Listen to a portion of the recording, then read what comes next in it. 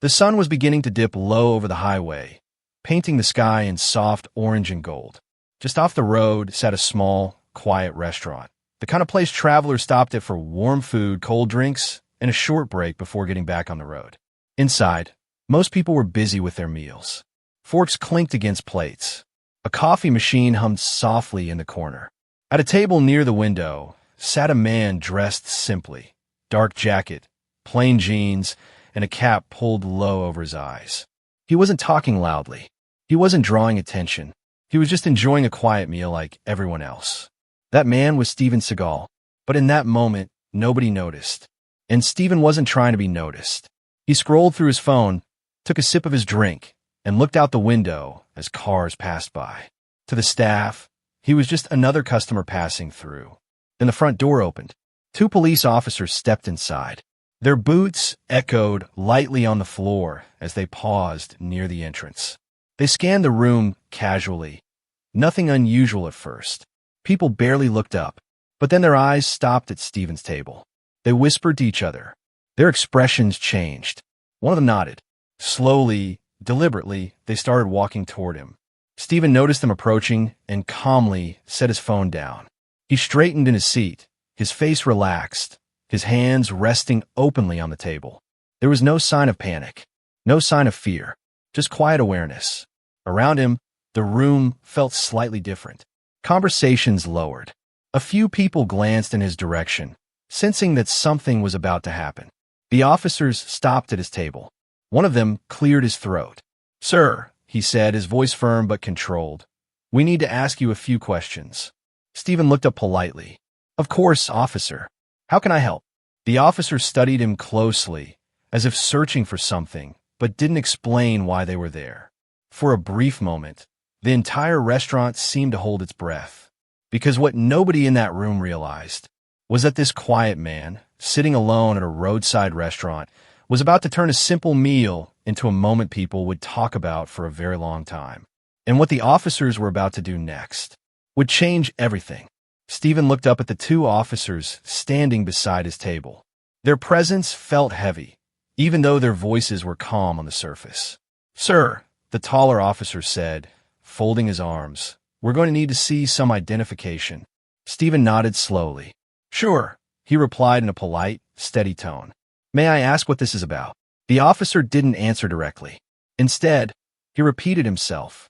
"ID, please." Steven calmly reached into his jacket pocket and placed his wallet on the table, not rushing, not hesitating. His movements were slow and respectful. He slid his identification across the table and waited. The officers examined it closely. Their eyes moved from the card to Steven's face and then back again. A quiet murmur rippled through the restaurant. A few customers leaned back in their seats to get a better look. Others pretended not to stare, but couldn't help glancing over. Steven remained still. The taller officer handed the card back, but his tone didn't soften. "So," he said, "what brings you out here?"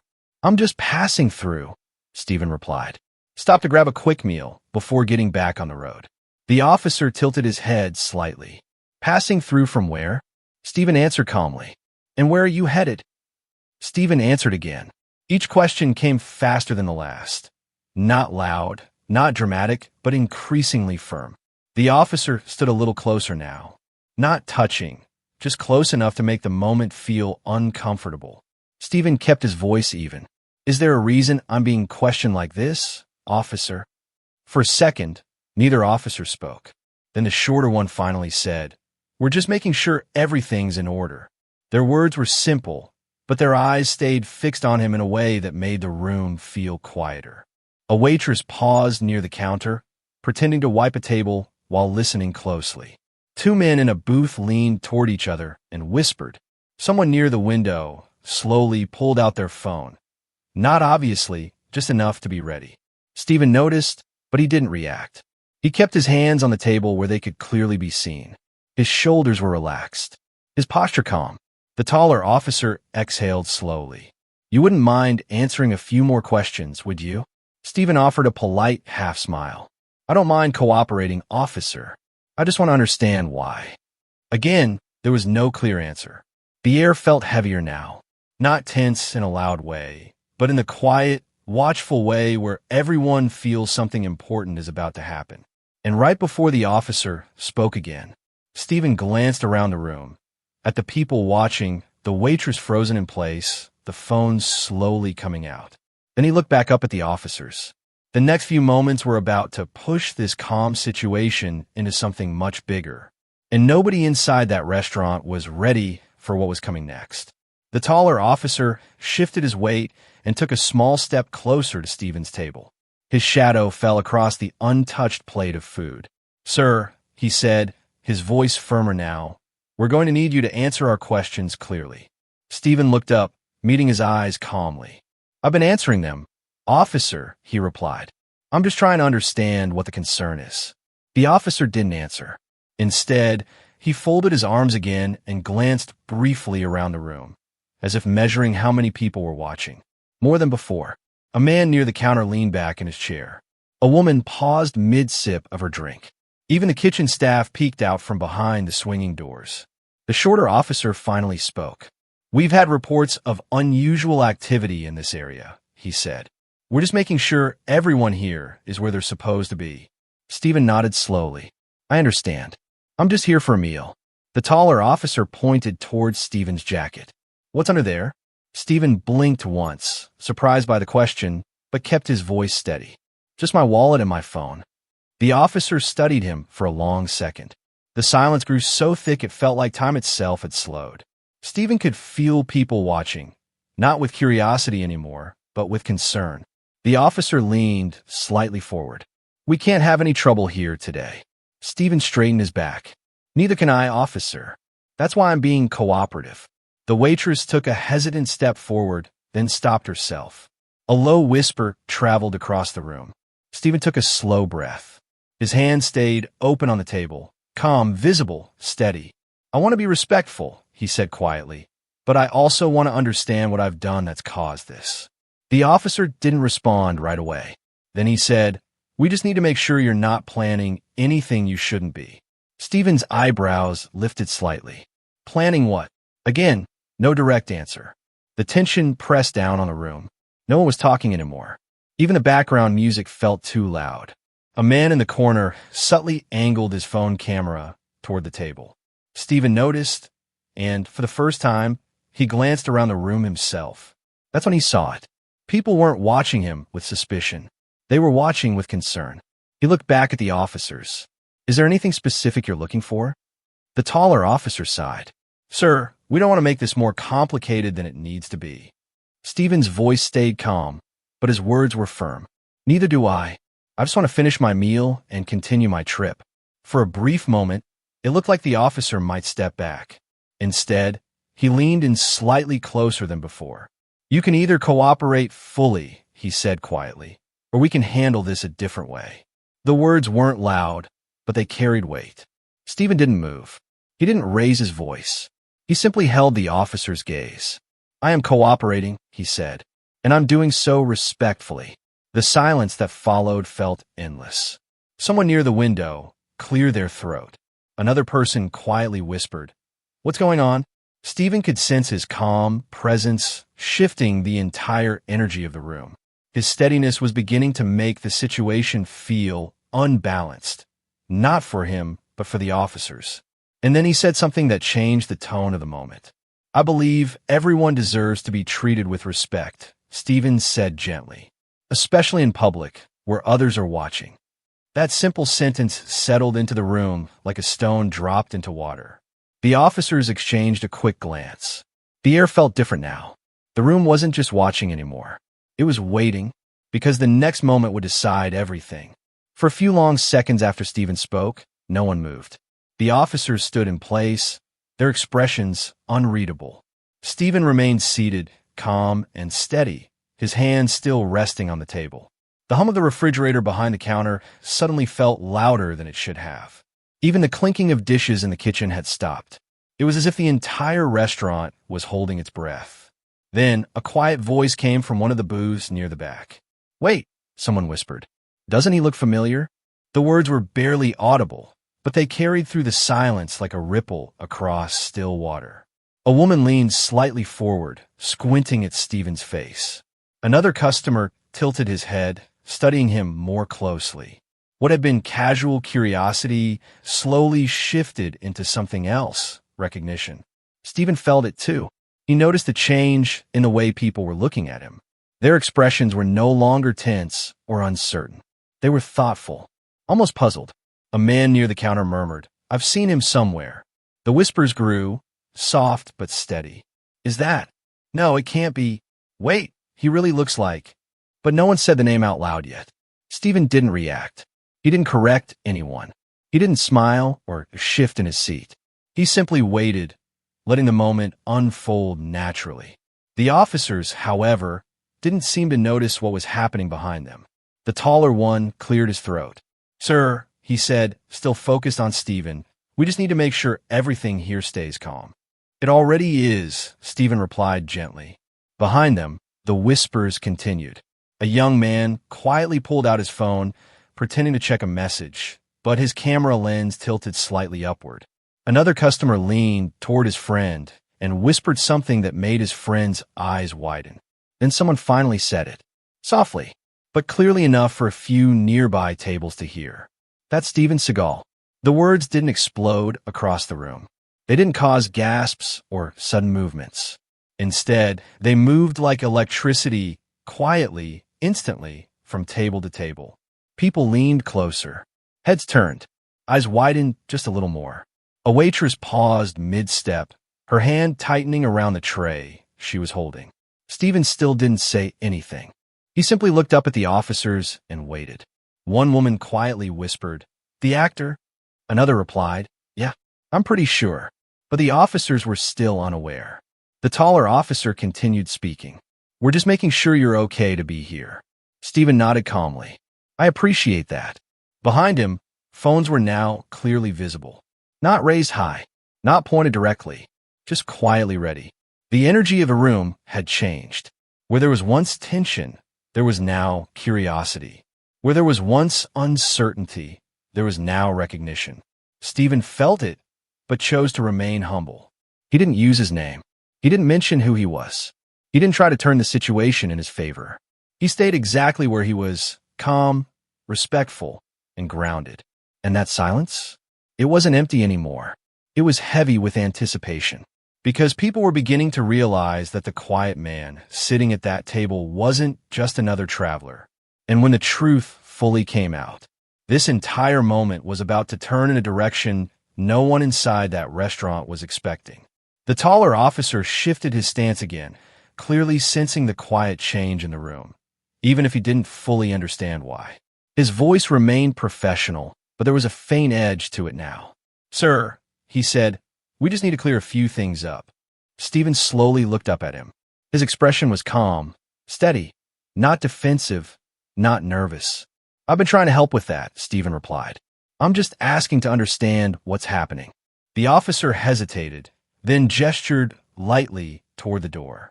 "We may need you to step outside for a moment." The restaurant went even quieter. Steven didn't react right away. He didn't argue. He didn't raise his voice. He simply took a slow breath and looked around the room, not dramatically, but thoughtfully, as if noticing the concern on people's faces. Then he looked back at the officer. "Officer," he said gently, "before we do that, could you please tell me what the concern is?" The question wasn't sharp. It wasn't confrontational, but it was firm. The officer paused. "We just want to make sure everything here is safe," he said after a moment. Steven nodded. "I want that too. For everyone."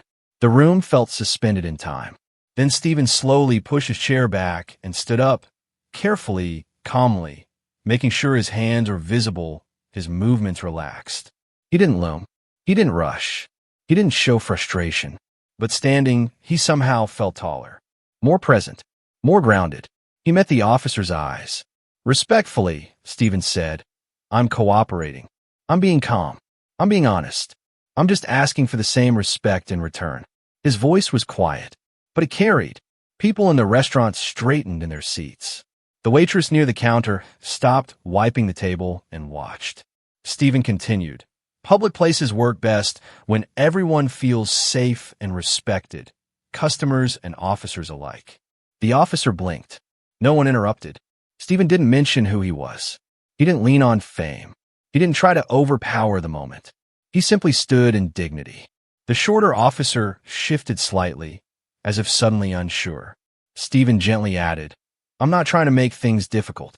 I just want to finish my meal and continue my trip peacefully." The air felt different now, lighter but more focused. The officers glanced at each other briefly. They weren't in control of the room anymore. The room was listening to Steven.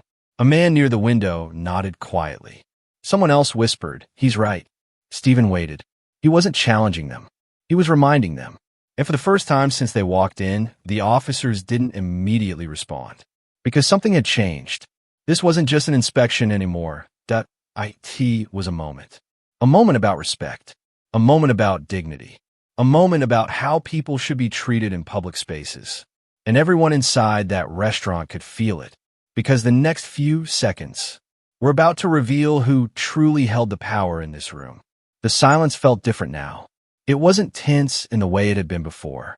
It was focused, like the entire restaurant was leaning forward at the same time, waiting for what would happen next. The taller officer cleared his throat. "All right," he said, his voice softer than before. "Let's just take a moment." Before anyone could speak again, the front door opened. Another officer stepped inside. He scanned the room casually, and then his eyes landed on Steven. He froze. Not dramatically, not loudly, just suddenly still. His posture changed. He took a step forward, looking again, as if making sure his eyes weren't playing tricks on him. Then he said, quietly but clearly, "Sir, are you Steven Seagal?" A ripple moved through the room. Heads turned. People leaned in. Phones were no longer subtle. Steven paused, then nodded politely. Yes. That single word changed everything. The officer's expression softened instantly. His tone shifted, respectful, careful. I apologize," he said. "I didn't realize." The taller officer turned sharply. "Wait, what?" The second officer leaned closer and whispered something to him. The color slowly drained from the taller officer's face. The room reacted all at once, not loudly, but with visible surprise. Hands covered mouths. Eyes widened. Whispers rushed across tables. Steven stayed calm. He didn't smile. He didn't look satisfied. He didn't change his posture. He simply stood there, the same quiet man who had been sitting alone minutes earlier. The taller officer swallowed. "Sir, I wasn't aware." Steven met his eyes kindly. "It's all right," he said. "My name isn't what matters." The room fell silent again. He continued, "What matters is how people are treated, especially in public places." His words weren't heavy. They were steady. The officer nodded slowly. Steven looked around the room, then back to the officers.